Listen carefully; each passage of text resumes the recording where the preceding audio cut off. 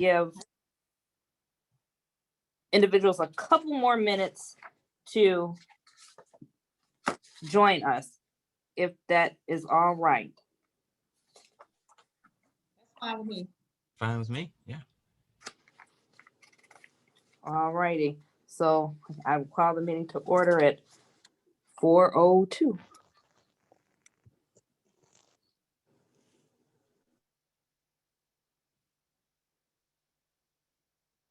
How's everybody doing? Pretty good, pretty good. Can't complain. How about yourself? Doing good. Can't complain. Ain't nobody gonna listen. Exactly. Don't get you anywhere. Right. And it looks like the sun is shining and there's no precipitation. So, hey, Right. We're doing I good. definitely won't complain about that. Oh, Right. exactly. Sad part is I need to go outside and experience it. Yeah, I've been stuck in, you get busy with work, you really don't think to go outside. Right. Yes, I'm gazing out the window as we speak.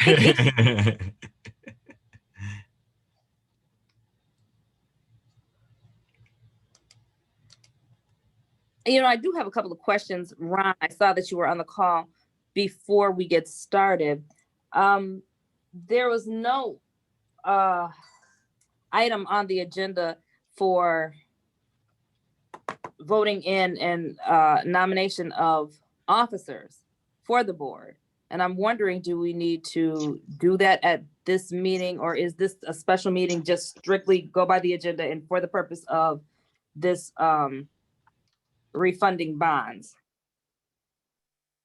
Yeah, Tracy, I think it would be fine. I think it needs to happen that if the officers are not currently designated, then I would suggest that that be held. It doesn't matter if it's held first or last. I don't think. Is there a secretary designated at this point, or? No, we don't have any designations. Okay. So I would, I don't have the bylaws or the articles of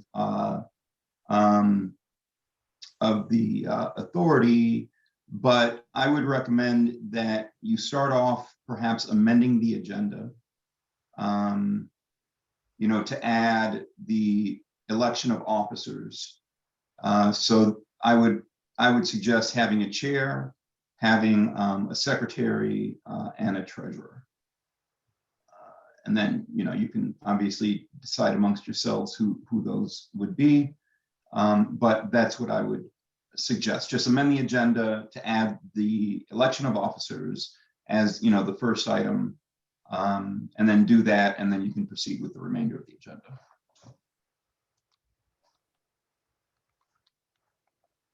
Okay, thank you. So. Okay, Tracy. Jean Overman called me. She will be absent today, so that will be an excuse absence for her. Do we have to have a full complement of council to add? Members to add anything since it's a special meeting? Now, that's a good question. And Ron, and forgive me, Mayor Pro Tem, because I'm new to this site. So am I.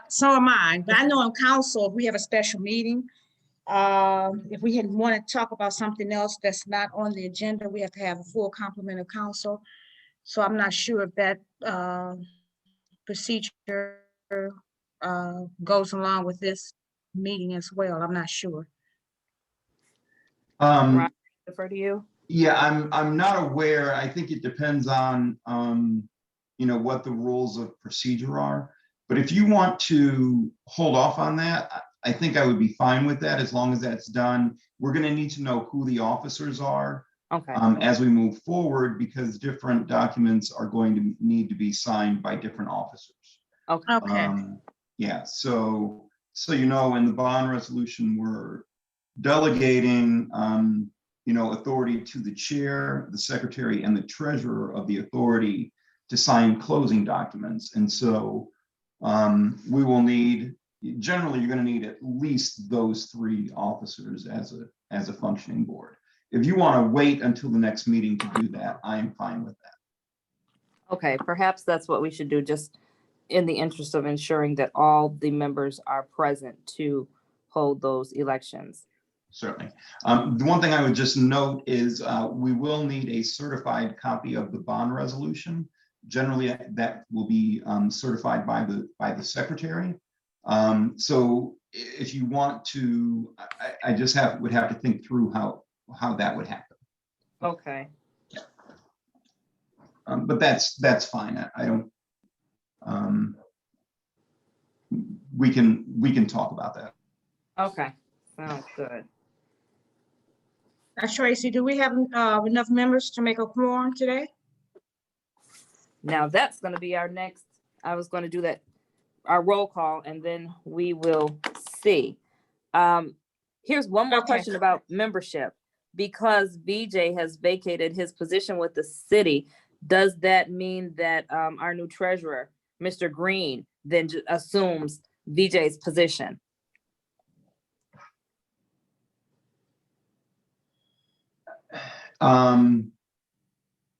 Again, I don't have the articles. It's possible, but I think he would still need to be sworn in as the official. Yeah, he has to take his oath. Yeah. How many board members are there? Let me count. 8. Okay. So will a quorum mean 5? Is that correct? That's correct. Okay. All right. So if I may, I would like to open up this June 17th Tax Increment Finance Authority meeting, and I would like to begin with the roll call.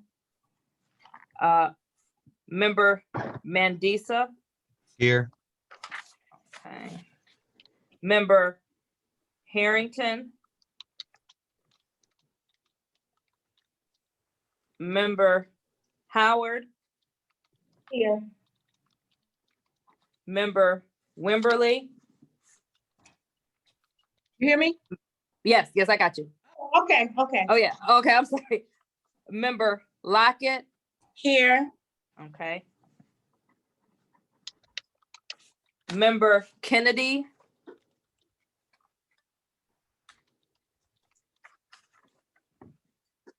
And VJ is no longer with us either. So, Ron, So you That have, currently there's 7 members, is that correct? yes, I said 8, but taking VJ off is 7. Yeah, so that's fine. And there are 4 participating right now? I've got Mandisa, Howard, Lockett. And did I hear Member Kennedy or no? I've got 3. Then Mr. Harrington is on now. Hello. Member Harrington? Okay, so that's Yeah. 4. that should be fine then. Okay, so we do have a quorum. So forgive me yet again, Ron, this is my first go. Do we need to make our motion to adopt the agenda? Yeah, I think, is that the first item? That would probably be the best thing to do, yes. Okay, I would just follow the agenda that you have now. So adoption Okay. of the agenda and, yeah. may I please get a motion to adopt the agenda of this special meeting? I'll move. Okay, moved by Member Yes. Howard. Any support? We need support. Who support? I'm sorry. I support. Okay, Member Harrington.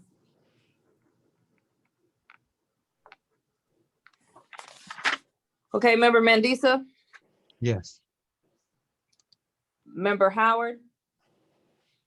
Oh, you moved, I'm sorry. Yes. Member Lockett, Yes. okay, and Member Harrington supported. Now, can I get a motion to call to the public for our non-agenda items? right, so move. Okay. Support. Support. Okay.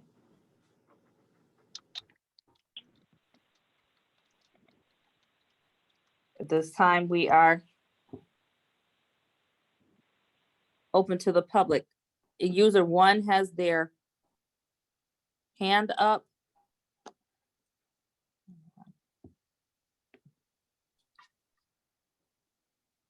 User one, I think you need to unmute them or allow them to unmute if they're. I do not have that capability.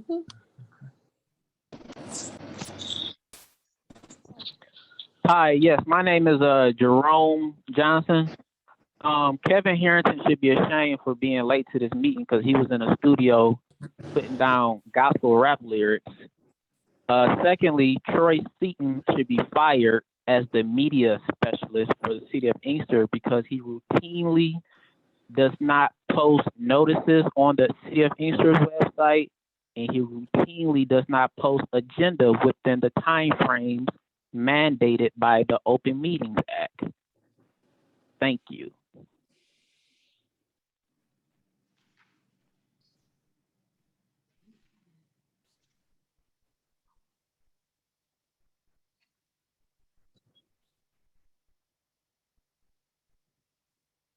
Okay, Tracy, you have any other call-ins?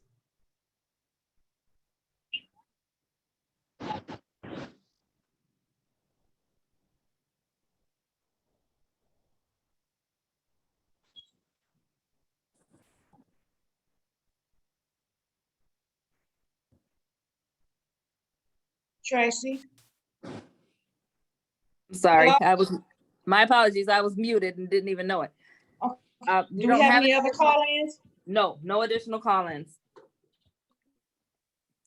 Okay, So do we strike the treasurer's report as we do not have one? okay, just say no further treasury report as of today's date, I would think. As of this date, we do not have a treasurer's report for this board.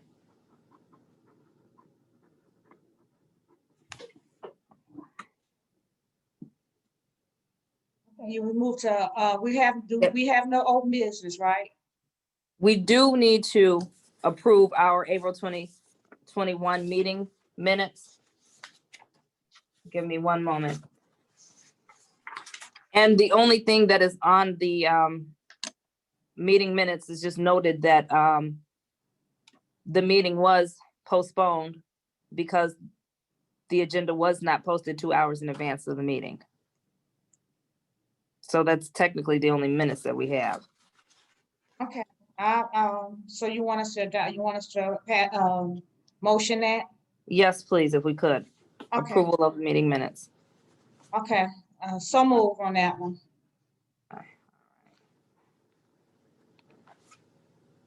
May I get a support?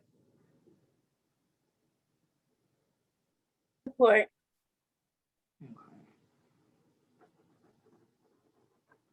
All righty, and next, new business, review of the bond authorizing resolution. Mr. Ron, can you take it away? Certainly. Thank you very much, Tracy. Thank you, members of the board, for allowing me to present to you. What you have in front of you for your consideration is a bond authorizing resolution that would authorize the Tifa to issue its tax increment refunding bonds. These would refund or refinance bonds issued by the Tifa in 2010 that were used to finance the city's Justice Center for the police headquarters in 22nd District Court. Those bonds were issued as taxable direct pay bonds by the federal government. They were,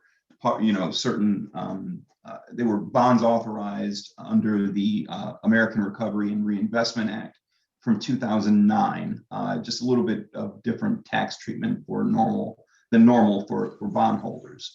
What we're proposing to do is refund those bonds for savings As part of the bond issue in 2010 and as part of this bond issue, the city has pledged its credit in support of the bonds.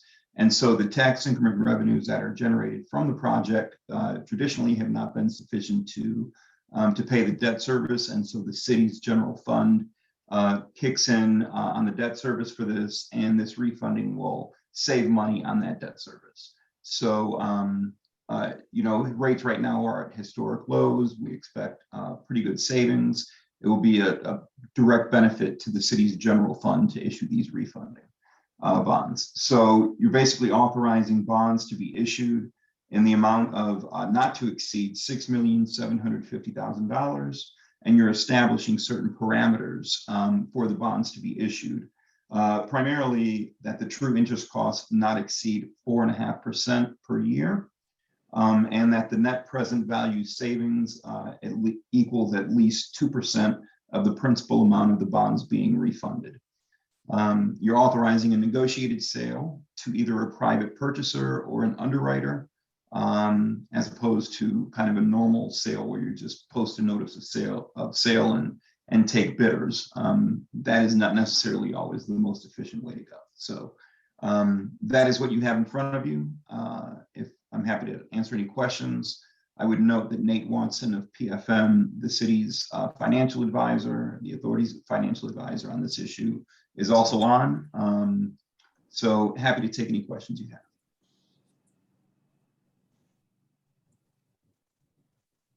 Okay, Ron, this is Miracle Tim.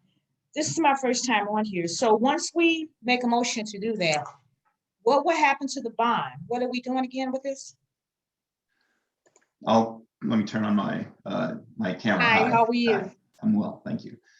So basically what we're going to do is put together a preliminary official statement that's a marketing document for the bonds. We're going to be working with Huntington Securities to market the bonds, determine what the market is for the purchasers, people who would be interested in purchasing the bond.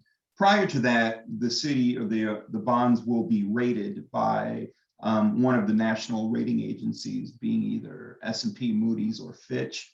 And so a lot of the strategy in terms of the sale is going to be based on what the rating of the bonds is.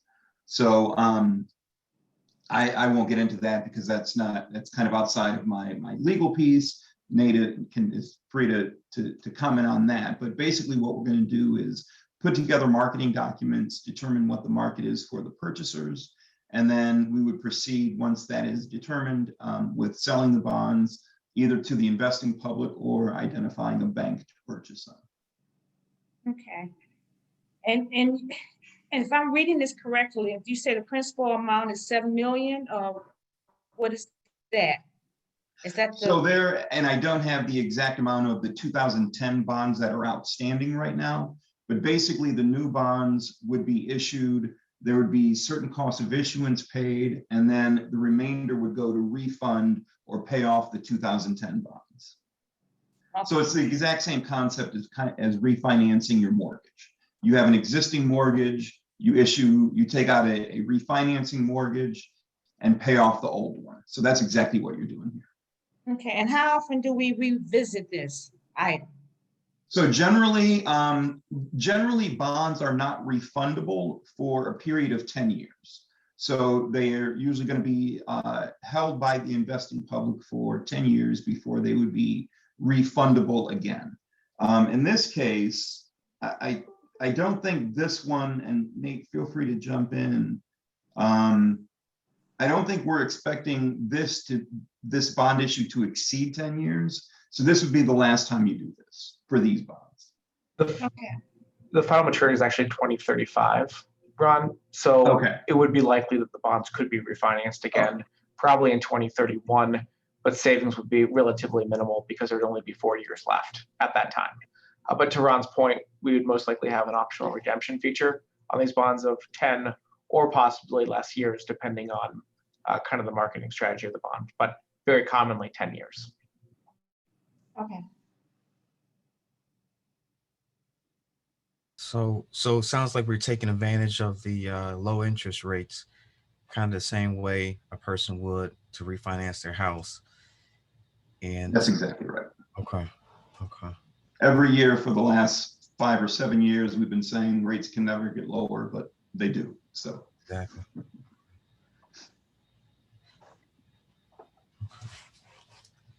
So even if we approve this, Moody's and you know the rating agencies still have to go and rate it up. Is there a possibility that it doesn't go through if the bonds are not rated, you know, high enough to the standards?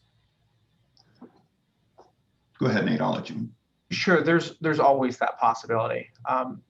The bonds, the way that we envision them to work, very similar to the Series 2010 bonds, is that the credit rating will be supported by the city's GO. S&P currently rates the city BBB plus, which is 3 notches above investment grade. So the last time they looked at that rating was 2017. So I guess, you know, kind of anything could happen in terms of that conversation, contingent liability, so on and so forth. That would drop the rating. But as Ron mentioned before, kind of the other game plan would be to sell the bonds without a rating to possibly a bank that would put the bonds into their inventory. So we're kind of thinking through kind of the what if scenarios on that credit rating. But to your point, it is, you know, kind of a large hurdle to jump over in achieving that credit rating when you're in the BBB category. But, you know, if we shake out and come out at that BBB plus, then, you know, we shouldn't really have any issues. The other piece of that pie is municipal bond insurance. A lot of the times that if a credit rating is below AA, we look to have the bonds insured by either Build America Mutual or Assured Guarantee. And if they get comfortable with the credit, then they would basically wrap their insurance package that would use as an enhancement to further lower the cost of funds on the authority. So that's kind of the second step. So when we go to the rating agency, they provide their, you know, opinion on the creditworthiness of the city's GO, because essentially that is the backstop of this issue. And then, you know, assuming we get a BBB plus or the affirmed rating, then we'll go and try to get municipal bond insurance. And if we achieve that as well, then, you know, savings will manifest pretty well. But to your point, there's always the what if of kind of how does that credit committee shake out during the process. Okay. So there's still some backup plans in case that doesn't shake out the way we want. Will that increase the interest rate? The credit rating? Yeah, like let's say we don't get approved or we have to go to get insurance, bond insurance. I'm sure that may have some impact on the insurance on the insurance premium. Yep. Yeah. And then ultimately what the bonds are sold at. So absolutely the credit rating does affect the ultimate yields, even if we have bond insurance. Kind of the great thing though about a refunding transaction is that, you know, if there is no savings, there is no transaction, therefore there is no cost to the city. So you're just voting upon the ability to kind of move the ball forward. If we're able to lock in the savings, wonderful. If not, and we put together the preliminary official statement, go through the process, and savings doesn't manifest, then there's no cost of the transaction. There's no fees coming your way from any professional. So that is the kind of worst case scenario. Makes sense. And the bonds are currently callable. So what we do is we just try to keep moving the ball forward, assuming it doesn't work right now, which we have every intention that it will work now, but we just kind of continue down the line to try to achieve savings for the city at some point in time, which should happen, given the fact that final maturity is still 14 years away. That makes sense. So what, and I just like to ask this question, I guess, what would be the consequence of not voting yes on this? I'm not saying I want to, I'm just like to know. Then the existing debt stays in place and there's no savings achieved.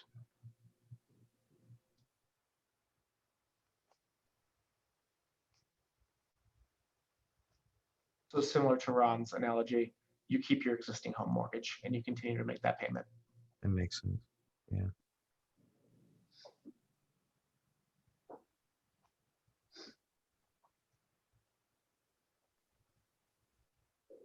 Okay.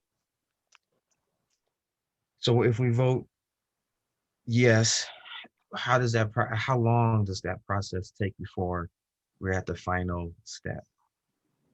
Good question. I think a lot of the preliminary official statement has been drafted. We should be able to hit the ground running pretty quickly. Depending on how the credit rating process goes, we could probably lock in interest rates in about 8 weeks and then close maybe 4 weeks thereafter.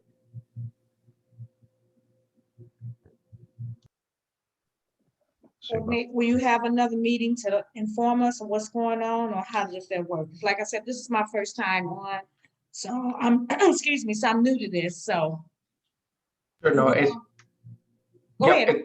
It's a great question. And what we do from here is we work with the city in terms of developing the preliminary official statement, going through the vetting process with them on the due diligence call. The city is the key piece in going through the rating process. So the city is a part of the working group the entire way.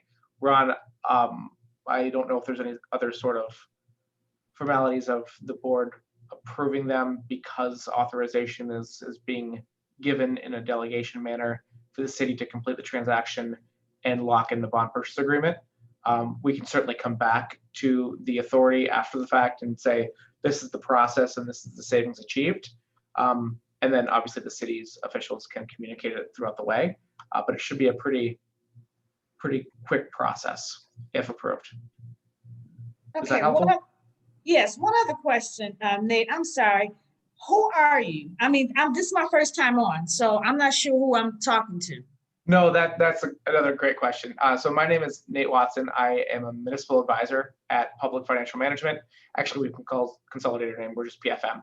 But we've worked as the city's financial advisor, I don't know, 10, 12 years. But we are the entity that the city works with when they've got a sewer project. We help kind of structure transactions if there's a new money initiative. So we're the financial advisor on the original 2010 deal when capital's been identified. The city works with PFM, and we are the fiduciary to try to figure out the right path in order to raise that capital.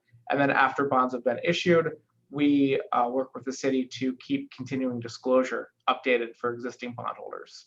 So we are the municipal advisor to the city as it relates to debt.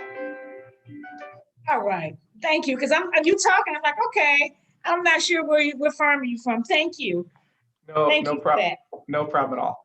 And then, all the savings that get passed along to the city/authority are after professional fees. So my firm, same as Ron, our fees come from the actual refunding bond proceeds. We generate enough money to cover not only refunding the debt, but also pay ourselves. So when we speak to savings, it's after all those professional fees. So my fee in this transaction comes from the actual bond proceeds being generated from the refunding, and that's how the city pays PFM. Okay. All right, thank you. So A question to Tracy. We have 4 members here. I'm sorry, Mandisa. no, We have 4 members, correct? Do we have a quorum? Correct. Because No. normally it's an odd number. So I had to do Google, so forgive me, but in a 7-member board, a majority of members is required for a quorum. 4 is the majority of 7. So we should be good. Am I correct, Nate, with that? Yeah, that would be correct. Because you have a vacancy with the city's treasurer no longer being a member. The board right now is a 7-member board. So Okay. the 4 members would constitute a quorum. Okay. And we did have a question, and I'm sorry, Daryl is trying to ask a question, and he's on mute, and I don't know how to unmute him. But he did put in the chat that he had a question.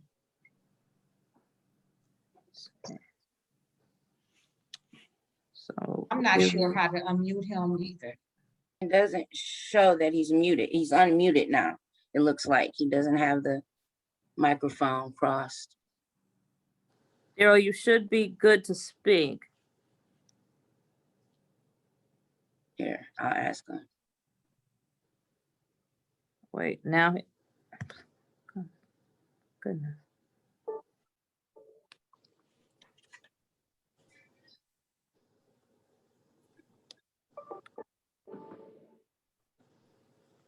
Huh.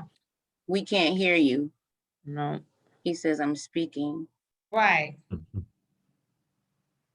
Yeah, Oh, Mr. God. Green, if you can check your audio settings, it's right next to the speaker symbol. There should be like a little arrow pointing down, and from there you can designate what source your audio comes from.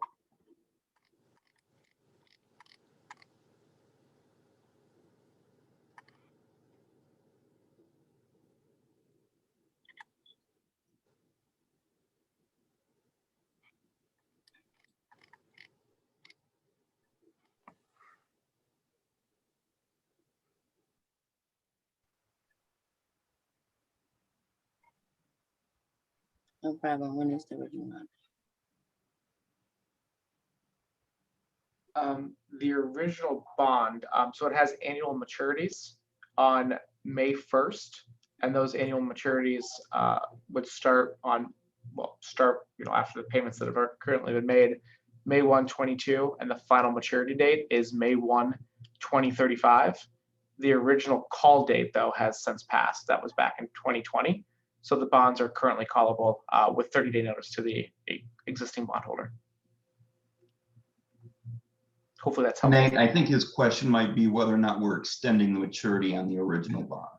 The original bond is still due the same year, I think. Right? Correct. Yeah, exactly. We're not looking to extend the current term of the Series 10 bonds.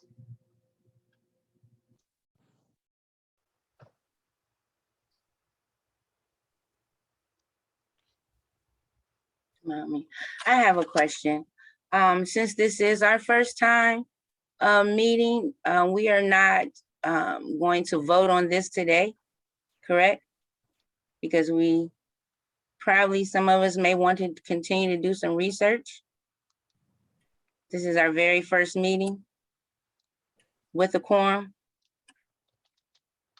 Or is this something that needs to be done today? Good question. I guess, Tracy, it's up to you. We were here. I mean, certainly it's the board's prerogative whether to vote today or not. I think it was our understanding that it would be. Nate, I don't know if that, hurts the schedule at this point or not. The only pinch point, I think, schedule-wise, is the November 1 interest payment. Is that correct?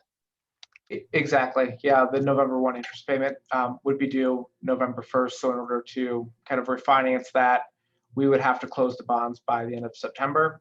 But if the authority/city is okay, kind of redeeming after that fact, then yeah, the bonds are currently callable. So, and we've kind of been looking at this transaction for a long time. So if the board felt more comfortable in delaying, not voting, doing more research, then, we would just adjust the timeline accordingly. And just want to make note that the next scheduled Tifa board meeting would be on the 8th, Thursday, the 8th of July at 6:30 p.m. So should this board want to table the vote and not vote and review the documentation, then it would be my hope that we could vote at our next meeting, which would be July 8th. Okay. You said July 8th? Yes, July 8th. Okay. And I know there's a lot of factors that go into it, but do we know the anticipated interest rate that we kind of expect? Sure. So again, markets change every day. The credit rating will kind of impact where we price at. I think interest cost savings, again, just equated from lowering the interest cost in the 2010 to the possible refunding bonds, would save about $900,000 after all fees, which is about 14% of the bonds being refunded. And in our world, that's a pretty large percentage. Yeah, it is. But again, just the kind of the asterisks of markets move every day. But that's right now, I think, a pretty good estimate of the savings that could be generated. Thanks. We do have some questions from Daryl in the chat. Let me see. regarding additional interest and chances of having the bonds called before the next meeting? Sure, so the bonds aren't actually called until we can get through the entire process. So the bonds have to be approved. I believe they were approved by the city. We would need the authority to, of course, pass the motion to advance the ball. From there, we put together the preliminary official statement, have a due diligence call with the city, make sure that that document is in good shape. It would then go to the rating agency, who would need about 3 weeks to provide their credit rating. So just kind of doing the quick math, 4 to 5 weeks before we could actually lock in the interest rates. We need about 4 weeks after that for all the legal paperwork, making sure all of our everything's in order. Closing would happen about 4 weeks after pricing. The bonds aren't actually called until 4 weeks after we close. So right now we're still probably, even if everything kind of lined up, we move forward, we're still 10, 12 weeks away from those bonds being actually called. The other pinch point here is the city and the authority will have to seek Treasury approval, so approval from the Department of Treasury to issue the bonds. There's a statute, it's called the Revised Municipal Finance Act, and it governs in part the issuance of debt by local municipalities in Michigan. And if you don't meet certain criteria, then you have to seek the department's approval prior to issuing debt. So it looks like the city was not qualified for 2020.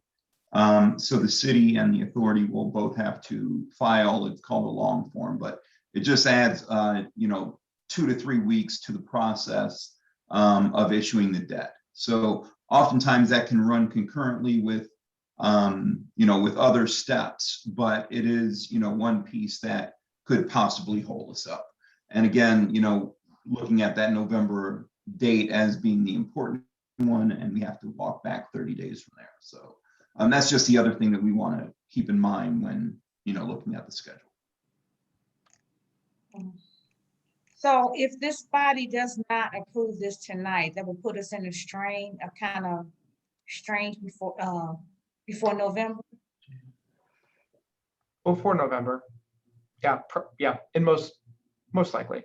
But if we can't call the bonds before the 11/1 payment, then this city/authority makes the 11/1 payment, and we defease the debt thereafter. So,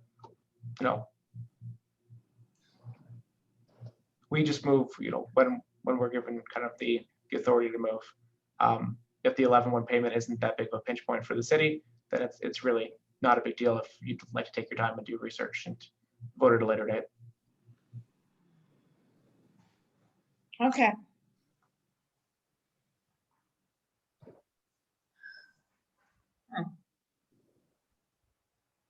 Any further questions?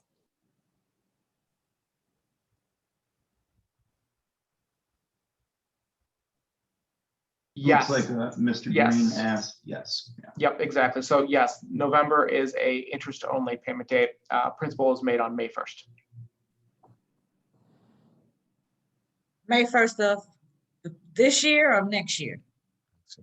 The next payment will be 5/1/22. And on an annual basis, those principal payments are made. And that's the bulk of the payment. I think debt service principal plus interest is about $600,000 a year. And the principal component of that is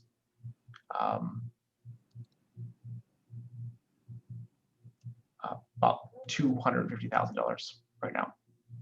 So the larger of the two payments is made in May. Interest is paid on a semi-annual basis, so 11/1 and 5/1, and principal is only paid on 5/1. So really kind of the bigger objective would be refunding before 5/1/22. Okay.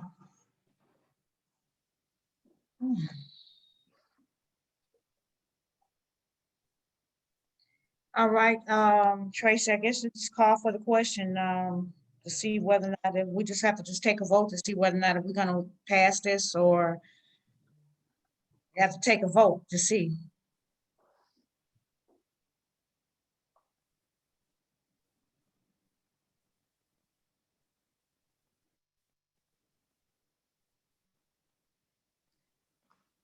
Tracy, you still here? Or are you on mute? I'm sorry, I was on mute. My apologies. Okay. We have one more question from this gentleman who can't get on. And his question was, if we finance, will the principal payments be delayed? And if so, how long? And then it's got that, and he also said it's the November payment of interest only. I think you answered that one. So if anyone can answer, the second question, if we refinance, will the principal payment be delayed? And if so, by how long?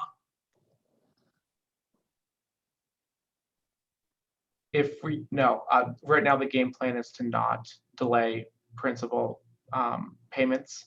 Now the city could have the right to take savings as they choose. I know it has been discussed that it's possible of taking the majority of the savings in the first couple of years and then maintain I might be going too far down the path here, but when you refinance, you've got the ability to move around your actual principal payments to come up with the principal and interest schedule that works for the city/authority. We don't plan to extend the final maturity of the debt. However, the average life of the bonds in totality could be a little bit longer. I don't know if that answers your question, but ultimately the debt will be repaid as envisioned with the original obligation in 2035. The clear advantage of refunding is you save on interest cost. You're taking an existing debt at 5% and replacing it with a debt at 2.5%.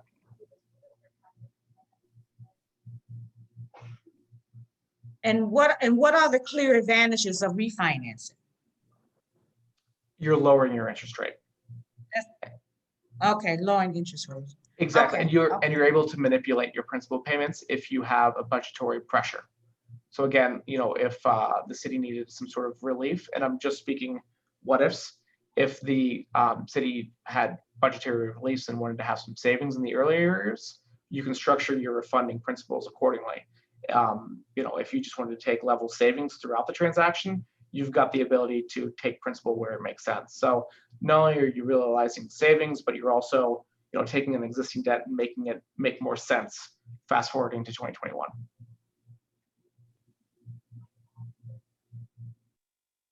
Okay.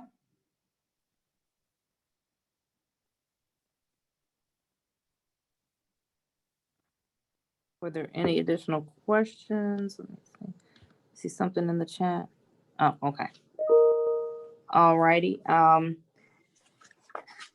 May I get a motion to authorize the refunding bonds? So move. Okay, moved by Member Howard. Any support? I'll support. Okay, supported by Member Harrington. All righty, Member Mandisa. Yes. Okay. Member Lockett. Did I have him? No, we hear you. Can she hear you? Mhm. Yes, we can hear you now. Member Lockett? Yes. Okay. I thought so. Member Howard Yes. and Member Harrington. Yes. Okay. So the motion carries.